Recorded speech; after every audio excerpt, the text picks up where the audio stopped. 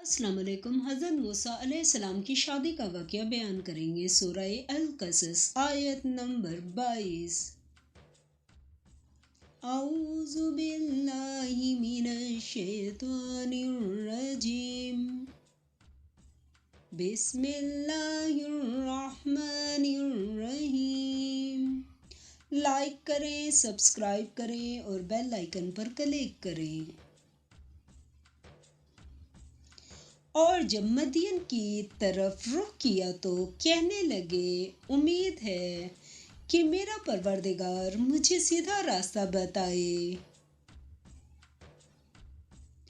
سورہ القصص آیت نمبر 23۔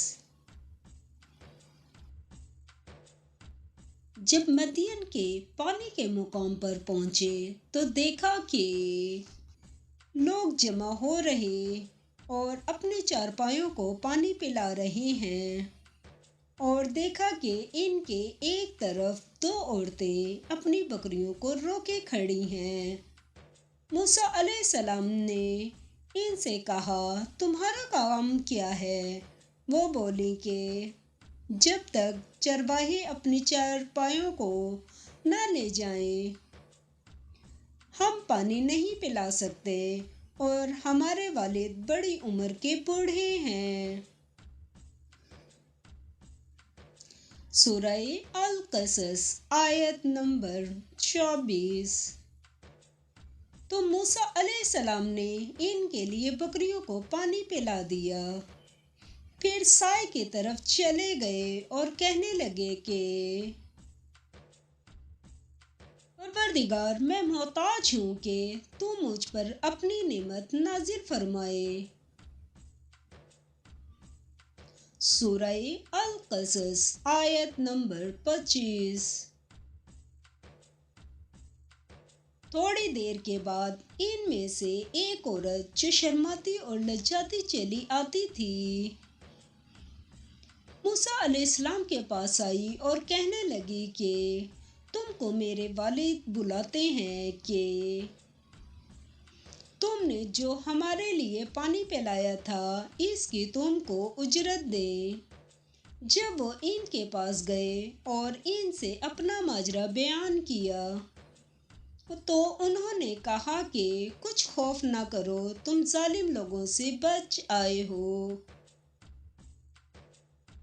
سورہ القصص آیت نمبر 26۔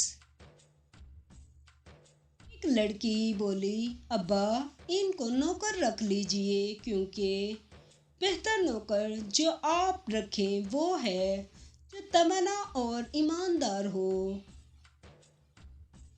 سورہ القصص آیت نمبر 27۔ انہوں نے موسیٰ علیہ السلام سے کہا کہ میں چاہتا ہوں کہ اپنی ان دونوں بیٹیوں میں سے ایک تم سے بیعت دوں، اس عہد پر کہ تم 8 برس میری خدمت کرو، اور اگر 10 سال پورے کر دو تو وہ تمہاری طرف سے احسان ہے، اور میں تم پر تکلیف ڈالنی نہیں چاہتا۔ تم مجھے انشاءاللہ نیک لوگوں میں پاؤ گے۔ سورہ القصص آیت نمبر 28۔ موسیٰ علیہ السلام نے کہا، مجھ میں آپ میں یہ عہد پختہ ہوا، میں جون سی مدت چاہوں پوری کر دوں، پھر مجھ پر کوئی زیادتی نہ ہو، اور ہم جو معاہدہ کرتے ہیں خدا اس کا گواہ ہے۔